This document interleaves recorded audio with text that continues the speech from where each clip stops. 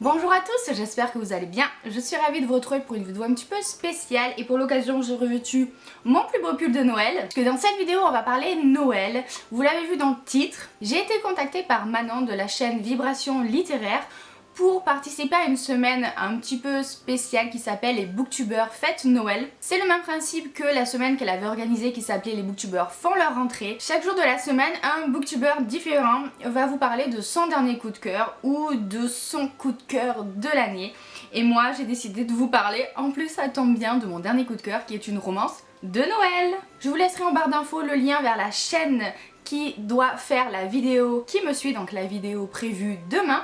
Il s'agit de la chaîne de Alex Bookin en Prada que j'aime d'ailleurs beaucoup, donc c'est plutôt cool. Mais parlons de ce fameux livre qui a été un coup de cœur de dernière minute. Je m'y attendais pas forcément et je vous avoue que ça fait du bien parce que j'étais un petit peu dans une période un peu panne de lecture pour ce mois de novembre. J'ai pas lu grand chose et ça me frustrait pendant sérieusement 2-3 semaines. J'étais toujours sur le même livre, j'en ai laissé un de côté, j'en ai pris un autre et j'arrivais pas à avancer. Et celui-ci, je l'ai lu en même pas 2 jours. Un jour et demi, allez, voilà, il faut bien dormir au milieu. Donc j'étais très contente, c'était un service fresque que j'ai eu de la part de la collection EH. Il s'agit de Tu fais quoi pour Noël? Je t'évite de Juliette Bonté. Je n'avais jamais lu encore cet auteur et clairement ça a été une super découverte. Donc je vous en parle maintenant, pourquoi? Parce que de 1, les booktubers fêtent Noël, clairement ça parle de Noël. On parle de Noël là aussi. Et aussi je me dis que si vous souhaitez une romance pour vous mettre dans l'ambiance des fêtes à ce période de mi-décembre, c'est juste parfait. Dans cette histoire on va suivre Charlie et Blade. Alors Charlie et Blade ne peuvent pas s'encadrer. Blade est le meilleur ami du mec de sa meilleure amie à elle. Vous voyez, donc ils sont un petit peu obligés de se voir parce que ben voilà, hein, leurs potes sont ensemble. Et un jour, ils vont décider, de leur petit groupe d'amis qui travaillent aussi ensemble, de partir en voyage tous ensemble. Et lui, ce petit filou, il va entendre que Charlie déteste Noël et il va faire en sorte de les envoyer en Laponie, voilà, pour les fêtes. Et c'est vraiment très drôle. Sincèrement, pendant surtout la première moitié du livre, je me suis bidonnée, j'ai adoré leur joute verbale. Vous savez que les relations amour-haine, c'est quelque chose que j'aime beaucoup. Donc là, j'ai été servie. Ils sont vraiment très drôles, ils se font des petits coups en douce, ou pas du tout en douce d'ailleurs, des coups très tordus. Ils s'envoient plein de piques et leurs amis sont un petit peu pris entre deux feux, mais ils disent rien. Et c'est vraiment bien fait. Parfois, certaines romances, certains livres essayent de insérer de l'humour mais n'y arrivent pas. Vous voyez ce que je veux dire? Là clairement c'était très réussi. J'ai beaucoup aimé le personnage de Charlie que j'ai trouvé très attachante, qui est une jeune femme avec beaucoup de fêlures mais qui essaye malgré tout d'avancer dans la vie et de voilà, pas trop y penser, sauf que forcément un jour ou l'autre ça la rattrape. J'ai beaucoup aimé le personnage de Blade qui est très en retenue, qui est très dans l'analyse, c'est pas du tout le mec expansif, il va plutôt avoir un rôle souvent en retrait d'observateur mais qui n'en pense pas moins.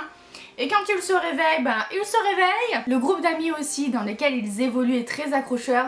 Ils ont des relations un petit peu différentes chacun les uns avec les autres. Ce sont des personnages assez atypiques et bien fait, mine de rien, donc c'était très chouette de les suivre. Il y a une belle dynamique de groupe, un petit peu en mode famille recomposée. Et c'était aussi très chouette d'évoluer dans cette ambiance de Noël où on a tout y passe, les chants de Noël, le fameux repas avec la préparation des toasts, machin, les cadeaux à de dernière minute, la neige bien sûr en Laponie, tout ça. Vraiment c'était très chouette.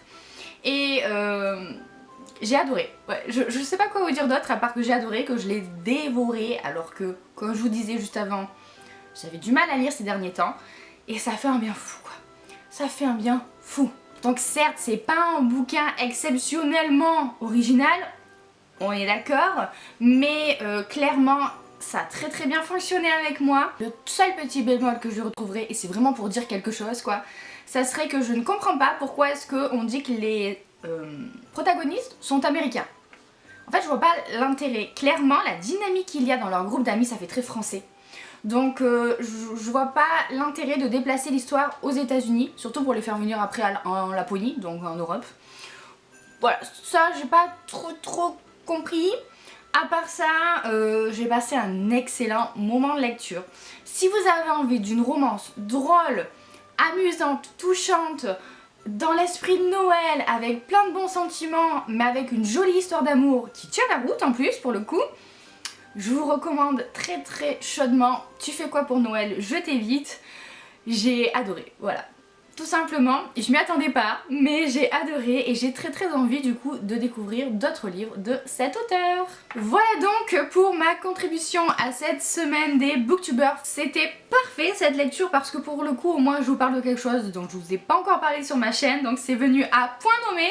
Et vous l'avez compris, je vous invite demain à aller voir la vidéo de Alex Bookin en Prada qui présentera son coup de cœur à elle, ainsi que les autres vidéos à venir pendant le reste de cette semaine. Et sur ce, je vais vous laisser, je vous fais plein de gros bisous, je vous souhaite de très bonnes lectures à venir et à bientôt pour une prochaine vidéo. Mouah.